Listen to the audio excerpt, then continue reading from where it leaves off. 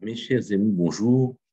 Je viens de lire une petite histoire que je voulais à tout prix vous raconter parce qu'elle va être, et elle est, un enseignement indispensable pour nous tous dans la vie de tous les jours.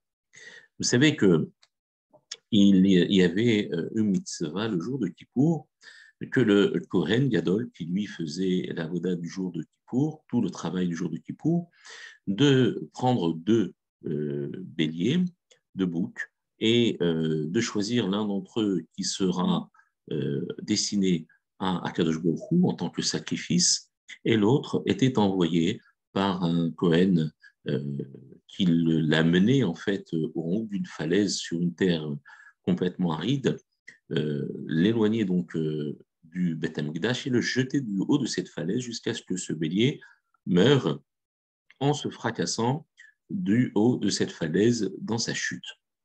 Maintenant, la question que pose Ben Ishraï, alors il rapporte cette histoire de manière très allusive dans la paracha de cette semaine, même si la paracha de cette semaine ne parle pas de cette mitzvah à part entière, mais il en parle, mais ce n'est pas le sujet que je voudrais développer avec vous, mais juste vous rappeler cette petite histoire.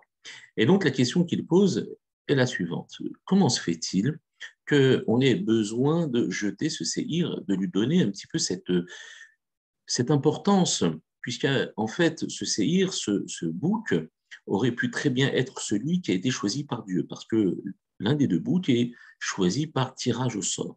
Lorsqu'il sortait une plaque où il y avait marqué la chaîne pour Dieu, alors le bélier qui correspondait, le bouc qui correspondait à la plaque, du côté de la plaque où elle a été tirée, eh bien, était consacré à Kadosh Baruch Hu. Ça aurait pu être l'autre, et c'est le fruit, entre guillemets, du hasard, puisqu'il n'y a pas de hasard dans la Torah, tout est de la main d'Akadosh Baruch.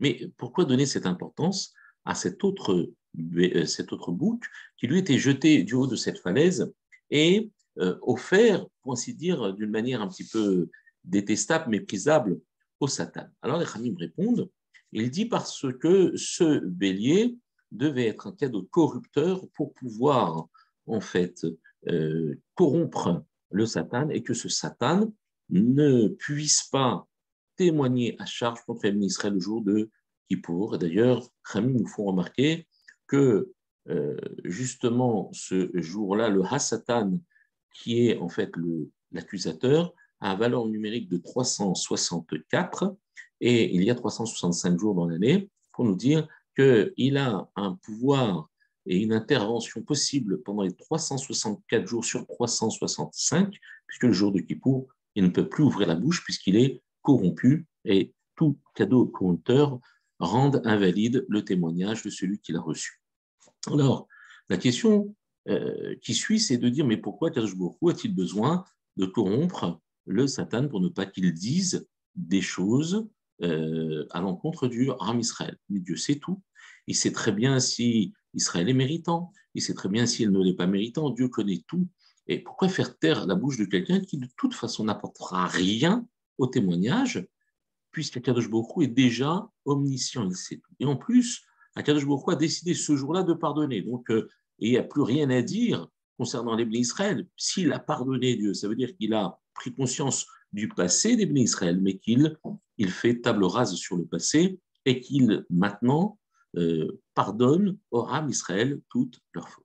Alors, cette question nous est magnifiquement solutionnée par cette histoire que l'on rapporte, un petit machin que l'on rapporte le Ben Ishraï Kadosh.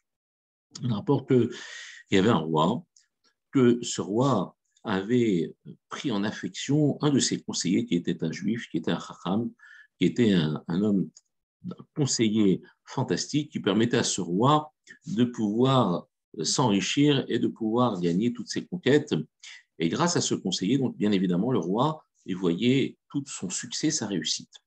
Et ce roi, lorsqu'il paradait et qu'il parcourait comme ça les villes de son royaume, eh bien, il avait mis à la tête de cette ville, il avait mis ce conseiller comme chef de cette ville, et en même temps, lorsque le roi se promenait ou passait à travers les villes ou le pays, il prenait avec lui son conseiller qui l'asseyait à côté de lui dans son char et avec tout son cortège de soldats, de chevaux, il paradait pendant, euh, pendant le temps qu'il devait parader avec son conseiller à ses côtés. Et il y avait un tailleur qui était particulièrement jaloux, qui ne supportait pas l'affection que portait le roi à ce juif. Alors, qu'est-ce qu'il faisait? Dès qu'il passait sous la fenêtre, eh bien, il se mettait à chanter des choses avec des accusations et des choses absolument horribles sur tous les juifs. Et comme ça, il excitait le roi, il excitait aussi le conseiller, et il se mettait à chanter et à dire des choses, et des choses absolument horribles sur le compte des Juifs. Le roi a commencé à s'énerver, il a entendu ça, et il a dit à son conseiller, je te donne l'ordre d'aller lui couper la langue pour lui apprendre ce qu'il dit à l'égard de ton peuple. Donc le conseiller dit au roi, ok, je m'occupe de lui, je vais faire ce que le roi désire. Et donc le conseiller convoque le tailleur et lui dit, voilà, écoute, je te donne un très beau cadeau, un cadeau d'une valeur inestimable, c'est pour toi, garde-le pour toi, c'est au nom de tous les juifs. Voilà, je te fais ce cadeau. Et voilà que quelques jours plus tard, lorsque le roi revient, pensant que la mission qu'il avait donnée à son conseiller avait été accomplie, il repasse dans la maison du tailleur et là, il entend le tailleur chanter et dire des éloges du peuple d'Israël. Alors, le roi est un peu surpris parce qu'il dit, mais attends, je t'avais donné l'ordre de lui couper la langue. Comment se fait-il que je l'entends encore? Alors, ici, c'est vrai, j'entends des éloges, mais tu n'as pas coupé la langue de cet homme. Alors, le conseiller dit, mais si, Majesté, que Sa Majesté comprenne que je lui ai coupé cette langue, simplement je lui ai remplacé par une autre langue. En vérité, sa langue précédente, ben, je l'ai changée et j'ai mis une nouvelle langue. Et là, le roi a compris qu'à travers ce cadeau corrupteur, eh bien, le conseiller avait changé complètement cette accusation en compliment. Alors, le roi lui dit, écoute, certes, j'ai compris que ce que tu as fait est particulièrement subtil, mais cependant, j'aurais préféré que tu lui coupes carrément la langue. J'aurais pris plus de plaisir à voir cet homme comme ça puni pour ces abominations qu'il déverse sur le peuple d'Israël.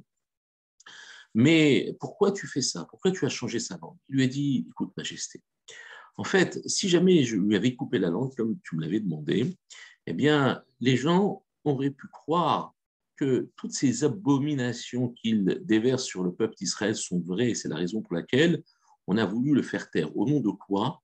Au nom de l'affection que tu me portes. Et puisque tu me portes une affection particulière, alors peut-être en lui coupant la langue, les gens auraient dit, donc c'est vrai. C'est parce que le roi n'a pas supporté que son conseiller ne se sente blessé par ces accusations, mais elles étaient vraies, c'est pour ça qu'on lui a coupé la langue.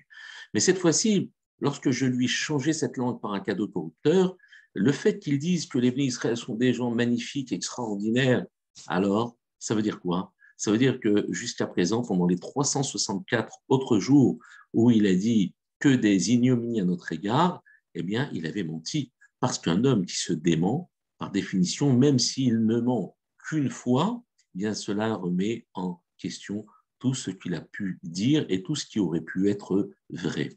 Et ça, c'est un enseignement fantastique. C'est pour cela que les Chachamim et le Ben Ishraï nous rapportent cette histoire concernant le Korban la Azazel, ce fameux Seir la Azazel, ce bouc qu'on jetait, qu'on appelle le bouc émissaire, qui prenait les fautes du Ram Israël et qui était jeté vivant du haut d'une falaise.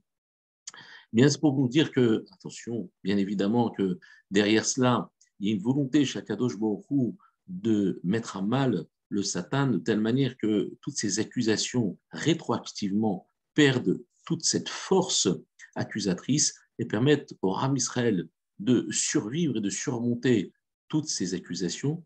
Mais ici, il y a, et je pense, un enseignement qu'en tout cas j'ai tiré et que je voulais partager avec vous, faire très attention à ne dire toujours que la vérité. Et même si des fois on est tenté de dire un petit mensonge, histoire de se donner soit de l'importance ou soit essayer d'induire l'autre en erreur en disant de toute façon il n'aura jamais accès à la vérité à la véritable, à l'authenticité de mes pensées, eh bien, sachez une chose, c'est que le mensonge n'est pas un acte isolé. Il a un effet rétroactif sur notre identité, sur notre sincérité et sur la vérité qui émane de notre bouche. C'est pour cela que, pour ne pas perdre tout ce binyan, cette construction qu'on a fait toute notre vie en étant sincère, en étant attentif à dire toujours la vérité, ne jamais sortir de mensonges de notre bouche pour ne pas être discrédité et perdre tout ce que nous avons à notre acquis. Gardons toujours l'amour de la vérité, connectons-nous toujours à la Torah et au mitzvot, et Akadosh Baruch Hu veillera toujours sur nous. Je vous souhaite une excellente journée.